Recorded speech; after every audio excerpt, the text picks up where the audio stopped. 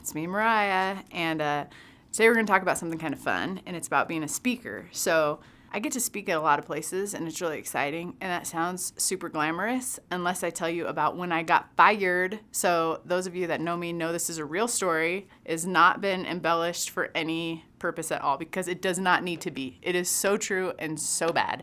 So at Young Life Camp, I was asked to do program. Knowing the whole time, this is a free one, when God tells you to do something, don't try to halfway do it.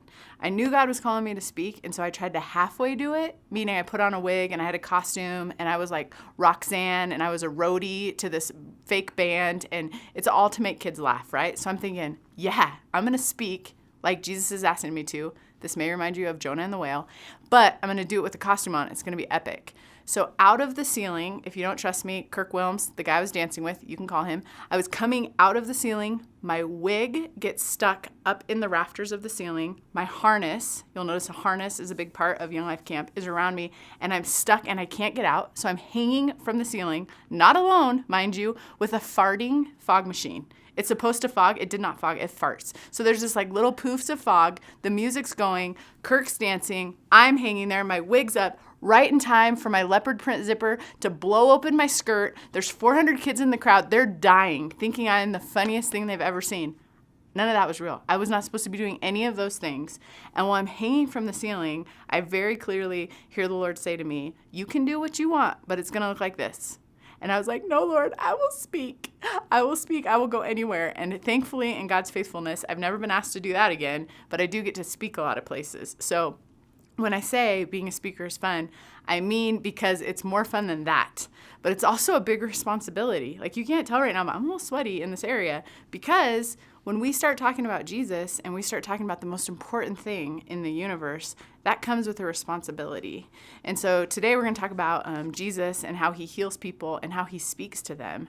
And the reason I want to do that is because sometimes it's dangerous if we start going around being like, Jesus said, Jesus said, Jesus said. Then it just gets bad because one, Jesus might not have said that. Two, he might have said that, but in a different context. And three, maybe he didn't say it in that time to that person, right? And then we go around like a bad ninja with a sword, just like cutting people's heads off, being like, you're welcome, praise the Lord. And they're like, no, thank you, please go away.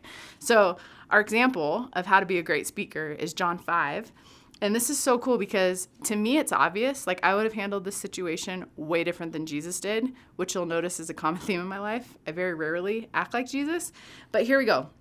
So in John 5, sometimes later, Jesus went up to Jerusalem for a feast. And now there in Jerusalem, there's a sheep gate. So long story short, he goes over to this place called Bethsaida. And here there's a great number of disabled people. And they used to lie there, the blind, the lame, the paralyzed. And one who was there had been an invalid for 38 years. That's how old I am. That's a long time. An invalid for 38 years. And then when Jesus saw him lying there and learned that he had been in this condition for a long time, he asked him.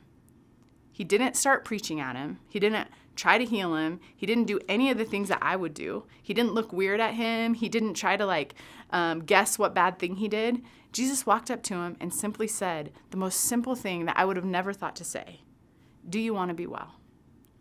Oftentimes, people are so used to not being in a good spot that they just think that that's normal and they don't even want to be well anymore. There have been times in my life where I'm like, just forget it. This is who I am. It's always going to be this way, and I'm always going to be this way.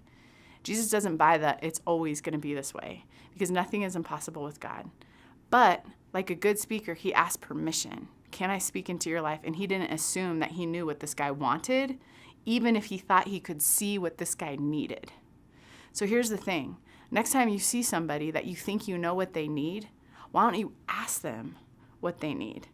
And then tonight or tomorrow or this morning, the next time you're praying and you think you know what you need, why don't you ask Jesus what he thinks you need?